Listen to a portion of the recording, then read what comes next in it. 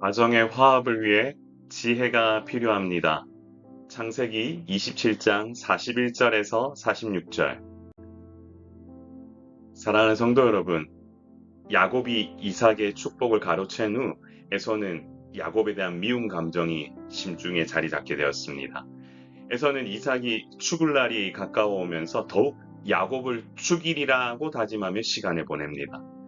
우리는 여기서 에서의 마음 가운데 분노와 복수심이 얼마나 크게 자리 잡았는지를 알게 됩니다.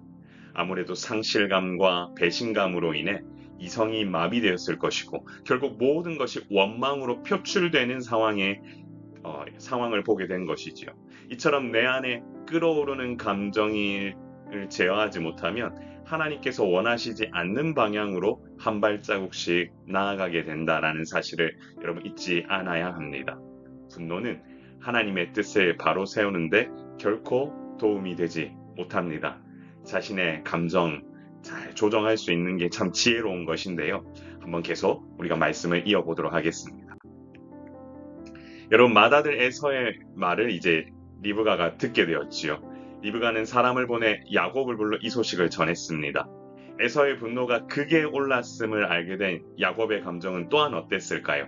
아마도 불안감 속에 사로잡혀 어쩔 줄 모르는 상황에 봉착하게 되지 않았을까라고 생각해 봅니다. 결국 리브가는 야곱에게 하란으로 피신할 것을 권유하며 야곱을 보호하려 했습니다. 이처럼 감정이 극에 올랐을 때 직접적인 부딪힘보다 조금은 지혜롭게 행동할 필요가 있지요. 감정 싸움은 이성으로 해결할 수 있는 것이 아니다라는 사실을 알게 됩니다. 시간이 필요하고 하나님의 뜻을 곱씹을 수 있는 자리가 필요하지요. 어쨌든 이 가정에 화합이 있으려면 시간이 필요하다는 사실을 알게 되고 하나님의 계획 가운데서 이 모든 것을 바라볼 수 있는 관점이 있어야만 해결된다라는 사실을 기억해야 할 것입니다. 리브가는 형의 분노가 풀릴 때까지 그곳에 머물며 야곱에게 거주할 것을 명했습니다. 리브가는 결코 아들 둘을 다 잃지 않기 원했던 것이죠. 그것은 어머니로서 어쩌면 너무나 당연한 마음이었을 것입니다. 부모로서 두 아들 모두 부딪혀서 잃어버리는 우를 범하지 않게 하기 위해 이와 같은 해결책을 제시한 것이지요. 이 가정은 사실 회복하기 힘든 시간을 보내야 합니다. 인간의 연약함 때문에 일어날 수밖에 없는 감정적인 소모도 어쩌면 이 가정이 감당해야 할 지금은 몫이겠지요. 결국 하나님께서는 이런 상황 속에서 리브가를 통해 새로운 피할 길을 제시하십니다. 우리 삶에도 어쩌면 정말로 지혜가 필요합니다.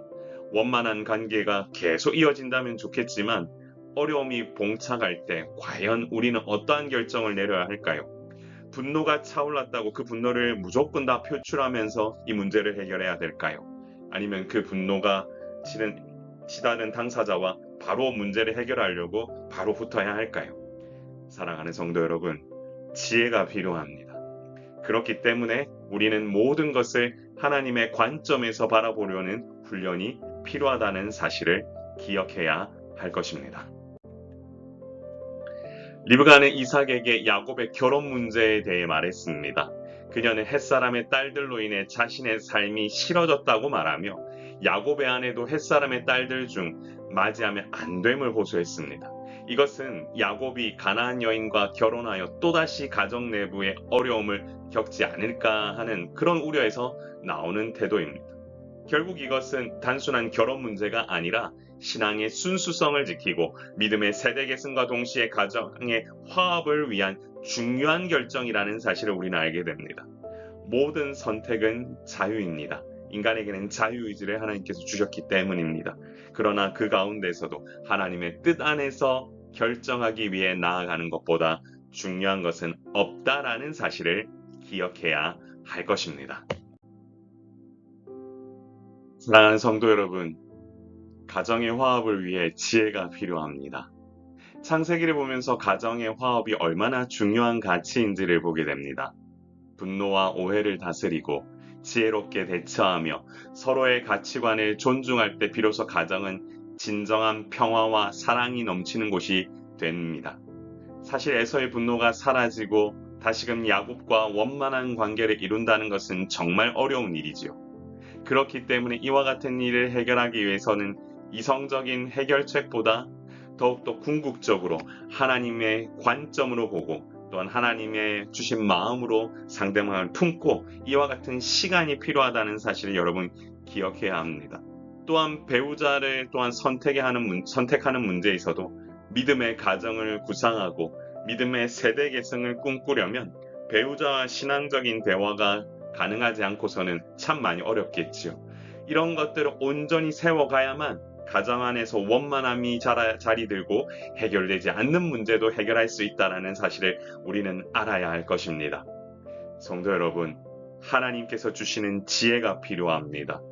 가정의 화합을 위해, 그리고 우리 모두의 화합을 위해, 공동체의 화합을 위해, 새로운 삶으로 나아가는 도전을 위해서라도 우리는 하나님이 주시는 관점으로, 하나님의 주시는 마음으로 지혜를 구하며 나아가는 우리 모든 성도들 되시기를 주의 이름으로 간구합니다.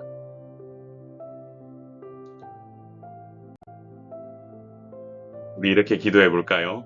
주여, 우리 가정이 하나님이 주시는 지혜 안에서 믿음으로 화목함을 이루는 그런 가정이 되게 인도하여 주옵소서. 여러분 같이 한번 기도하겠습니다. 존귀하신 하나님 아버지, 은혜를 감사합니다.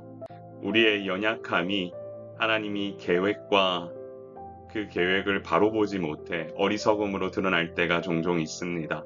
그때마다 우리의 감정을 다스리지 못하고 우리의 마음대로 행하며 우리 가정의 화합을 깨트렸던 적이 있었다면 주님 용서하여 주시고, 바라기는 우리 가족 모두가 주님 앞에 바로 서며 변화의 시간을 경험하며 회복의 시간을 경험할 수 있도록 주님 도우시고 함께하여 주옵소서.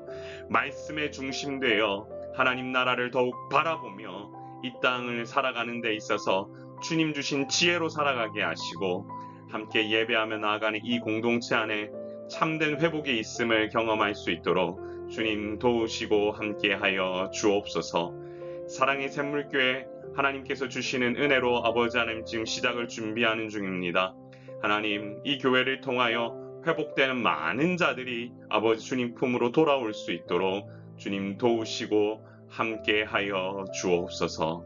오늘 이 시간 주심에 감사드리며 우리의 생명이시고 소망 되신 예수님 이름으로 간절히 기도드리옵나이다.